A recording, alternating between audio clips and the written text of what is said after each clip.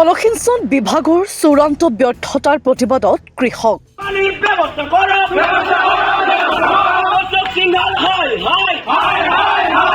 তামোলপুৰত আছুৰ ধৰ্ণা কাৰ্যসূচী।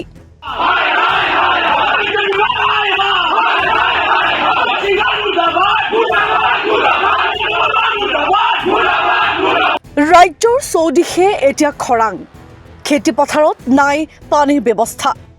পানীৰ অভাৱত এতিয়া মূৰে কপালে হাত দিছে খেতিয়কসকলে। খেতিপথাৰত জলসিঞ্চনৰ ব্যৱস্থা কৰাৰ দাবীত আৰু জলসিঞ্চন বিভাগৰ চূড়ান্ত ব্যৰ্থতাৰ প্ৰতিবাদত কৃষক ৰাইজৰ সহযোগত তামোলপুৰৰ জলসিঞ্চন বিভাগৰ কাৰ্যবাহী অভিযন্তা কাৰ্যালয়ত ধৰ্ণা কাৰ্যসূচী ৰূপায়ণ কৰে সদৌ অসম ছাত্ৰ সন্থাই। মুখ্যমন্ত্ৰী হিমন্ত বিশ্ব শৰ্মা হাই হাই, BTR কাৰ্যবাহী সদস্য দিগন্ত বৰুৱা মুৰ্দাবাদ, অসম চৰকাৰ হাই হাই, অকমন্য জলসিঞ্চন বিভাগ মুৰ্দাবাদ, অশোক সিংহল হাই হাই আদি ধ্বনিৰে এতিয়া উত্তপ্ত হৈ পৰিছে জলসিঞ্চন বিভাগৰ কাৰ্যবাহী অভিযন্তাৰ কাৰ্যালয় চৌহদ। ইপিনে বিয়াগুম বিভাগটোৰ কাৰ্যালয়ত সময়মতে বিষয়া কৰ্মচাৰী অনুপস্থিত থকাৰো গুৰুতৰ অভিযোগ উত্থাপন কৰে আছুৱে। আজিও বিভাগটোত কেইবাগৰাকীও বিষয়া কৰ্মচাৰী অনুপস্থিতি থকা দেখা যায়। পথাৰত চিৰাল ফাট মেলিছে।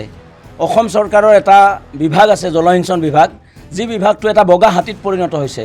আৰু এই বগা হাতীৰ মাউত যিগৰাকী আছে অশোক সিংহল, অসমৰ হাৱা পানীৰ লগত কোনো সম্পৰ্ক নথকা এগৰাকী বিষয়াক মন্ত্ৰী বনাইছে আৰু তেওঁৰ কোনো ধৰণৰ গুৰুত্ব নাই ইটোৰ প্ৰতি, যাৰ কাৰণে কৃষক ৰাইজে দুৰ্ভোগ ভুগিবলগীয়া হৈছে।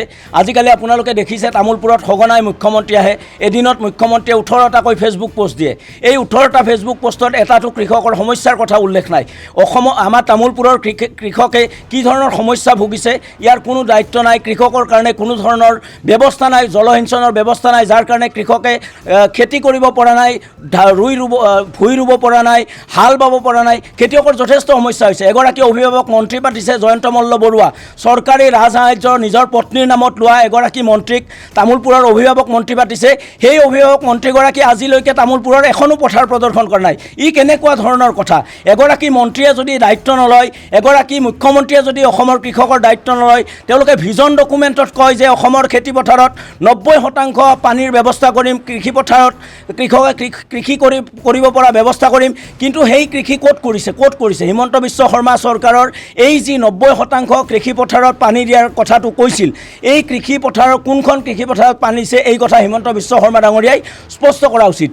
আজি তামোলপুৰ জিলা ছাত্ৰ সন্থাই আমি জলসিঞ্চন বিভাগৰ আজি খেতিপথাৰত পানীৰ ব্যৱস্থা নাই, সেই পানীৰ ব্যৱস্থাৰ যোগান ধৰাৰ দাবীত আমি ছাত্ৰ সন্থাই আজি প্ৰতিবাদ কৰিবলৈ ওলাইছোঁ। প্ৰতিবাদ কৰাৰ এটাই উদ্দেশ্য যে খেতিপথাৰত পানী যোগান ধৰিব লাগে, খেতিয়কক পানী যোগান ধৰি খেতিয়কৰ যি আমাৰ যি খেতি প্ৰধান অঞ্চল, সেই খেতি প্ৰধান অঞ্চলত খেতিয়কৰ আমাৰ যি পৰিস্থিতি হৈ আছে আজি খেতিৰ কাৰণে, সেইটো আমি উপকৃত হোৱাৰ কাৰণে আমি হেৰি জনাইছোঁ। News desk report, D news আৰু ডি নৰ্থ ইষ্ট।